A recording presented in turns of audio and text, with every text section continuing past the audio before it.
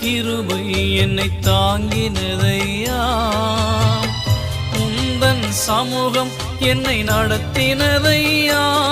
நீங்க இல்லாம நான் வாழ முடியுமா? நீங்க இல்லாம நான் வாழ முடியுமா? நீங்க இல்லாம நான் வாழ முடியுமா?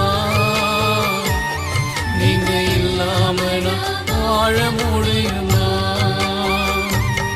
என்னை அழைத்தவரே, என்னை நினைத்தவரே, என்னில் அன்பு கூர்ந்து என்னை நடத்தினீரே. நீங்க இல்லாம நான் வாழ முடியுமா?